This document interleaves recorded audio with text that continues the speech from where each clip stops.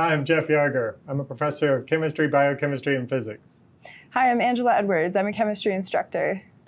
So Angela, I find that one of the things, starting even in introductory chemistry, but I think it moves on analytical, physical chemistry, biochemistry, et cetera, where, I think of it as really coming about when they start learning some thermodynamics, thermochemistry, gases, et cetera, when they start looking at physical properties, of systems. Oftentimes, one of the first things to distinguish to them is what they'll say is this an intensive or extensive, property of the system? And it's one of the things I find early on when they taking chemistry or that students will often, have problems with to some degree. And so I thought we'd just make a quick video kind of looking at this and giving some of our examples. Now, I like to state that, the way I think of it is the way I guess you would think of it in math, which is,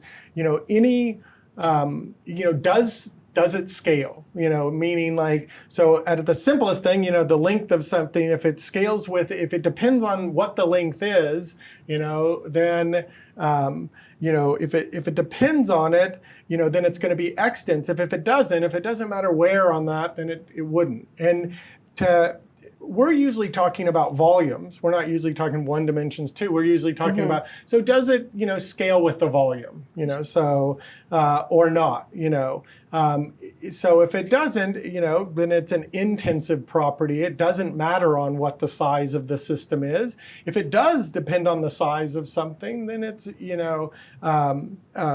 then you have an extensive property. You have to know how big that system is. This is easy to remember. I think in terms of intensive, starts with an I think of identity. So it's a property of the material that you're looking at, whether that's a single type of atom or a compound or a solution. This is something, density is something that's a ratio between two units. So as you scale one, you scale the other. So it's an identity property, whereas extensive has the extent in the word, right? Extensive, if you just change to a T. So it's the extent of what is there. What are the boundaries of what's there? How much mass do you have? How much volume do you have? These are usually one-dimensional, not every single one of them, but if you think about the units, you can think of if it's a ratio or if it's something that you measure by itself a lot of times. Yeah. Kind of helps maybe to kind of figure it out. That's kind of your mnemonic for looking at it. Well, for example, extensive would be an energy, kilojoules. That depends on how much of a reaction takes place, for example, or how much of something you have at that state. But if you look at tabulated values, kilojoules per mole, when you have a molar quantity of that, now you have an intensive property. And that's one of the things that I initially tell people also. We almost always work in most of chemistry, most of physics always works in intensive parameter space. Sure. And the simplest rule I always remind students is if you have any extensive variable, you can always just divide it by another extensive variable, and now that will be an intensive. And you gave a perfect example, if you have energy, it's extensive, but if you divide energy by another extensive thing, which is the number of moles, now you have an intensive parameter. Absolutely. So, yeah. And that works no matter if you take any two extensive parameters and divide them by each other, you end up with an intensive parameter. Another way that I think of this topic is if you just think of any basic dimensional analysis, then you start with something extensive and then you use various intensive properties to get to whatever other extensive property that you're interested in. Right. So dimensional analysis is an exercise in converting between these properties. Right. But, if I was to default to one and one only, the one that I still think, gets used the most is the kind of the one I've represented here. And like you said, you think of it as kind of identity of what's an identity, but I think of it as simple, which is whatever you're looking at. If you take one of, in this case, one bunny rabbit, if it's intensive, it doesn't matter now if we talk about two, in other words, if you double it, and whatever you're talking about stays the same, you're now looking at an intensive parameter. But if you double it and it doubles as well, it changes by that factor, then, that is an extensive property. And I think, I always think it's used because these are some very common ones they see. Obviously, let's start with the most basic. If you have one rabbit and now you have two, well, now you have twice the volume as well. If you doubled it. If you had U for internal energy, now you have twice the internal energy, the energy in each one. Same with the entropy. But, if you ask what the pressure of it is and you double it, I mean, both of them individually are at that pressure and the combination is that pressure as well. I think where they see this most commonly is starting, not with bunny rabbits, but with gases, right? You'll just say like, I have a 1 atmosphere of a gas in a, 1 meter cube box, etc. Now, if I take that and basically just double the size of the system, what did that double? Well, it did double the energy. It obviously doubled the volume. That's by definition what you did. It doubled the entropy.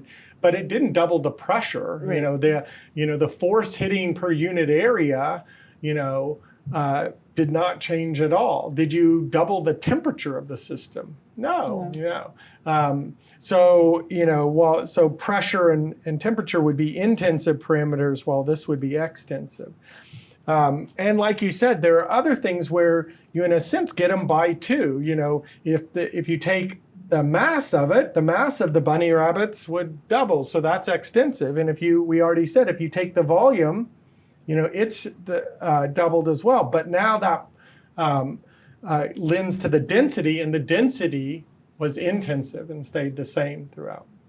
So, oftentimes I think of it as either doubling the system or scaling it in some way, and just asking as being one of the most common ways that students kind of look at this. Definitely. That's why we want intensive properties, right? These are usually things you can tabulate and therefore apply to a different reaction or different conditions than the ones that you measured at. Right. And to your point, I think this table kind of shows oftentimes we can just look at, in a sense, units to get, an idea of this immediately, and oftentimes in the units you can start seeing what's going on in these. And like we said, you can often see the units for two different extensive things being divided by each other to know that you're going to end up with an intensive property. Right. There are obviously exceptions, right? So some of these things that are temperature dependent processes are still extensive. That we see, like the entropy, for example, will have a two-dimensional unit because it's something that scales with temperature, but it still depends on the amount that you have present. But if you had joule per mole Kelvin, the molar entropy, then it's intensive. You're very smart to mention that, and it's something I want to, I think you're right. Students can get confused, but there was a thing I explicitly said that I think implicitly often gets, if you divide two extensive properties by each other, you get an intensive one. Right. Unfortunately, this is dividing joules, which is extensive in energy, by a temperature, and temperature is not extensive. Right. It's still intensive. So that doesn't, end up changing the overall property, scaling property of the system. In mathematics. So, but I don't want to digress to, I don't think we have to get it to its formal mathematics. In fact, I would say that, oftentimes kind of looking at the formal math is too abstract. I mean, this really does come to everyday concrete examples. I mean, these are all things that when we learn any type of thermodynamics or any physical properties, I mean, we immediately get to. And so we immediately want to know.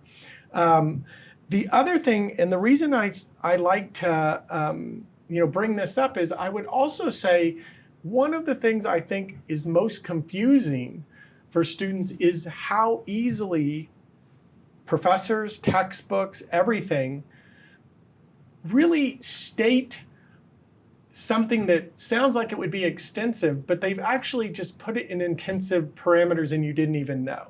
In other words, I'll give you a perfect example, like the enthalpy. If I say like, oh yeah, just take the enthalpies of all these things, just look up the enthalpies. Well, I mean, guess what? Like, if you look up the enthalpy of most things, you will typically see it not listed in joules or kilojoules. It'll almost always be kilojoules per mole. Right.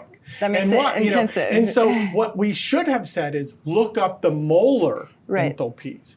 But we often just say look up enthalpies, look up entropies, and they're almost always not even entropy. Like, this will often be per mole. In other words, we, without even reminding students, we automatically make the most common extensive properties intensive, because in chemistry we're almost always doing things per mole. We're almost always doing it in that fashion. So all of these things here, just dividing by moles is where you see it most common. Even heat capacity is a good example. We'll often just say look up the heat capacity. What we really mean to say is look up the molar heat capacities of something, because it's almost always inevitably in a book given like that. And so I think that's also kind of a critical thing to realize. And so, here they're doing it in where they call it specific, but I would say more common than specific, where you're doing it dividing by the mass instead of the number of moles. The molar heat capacities are much more common in chemistry, where you're doing reactions, so it's the number of moles that you need to follow in a reaction. So. Okay, well, hopefully this helps with just kind of a brief just reminder and some common tips on intensive versus extensive variables, because how commonly you see them in chemistry specifically. Thanks. Yeah.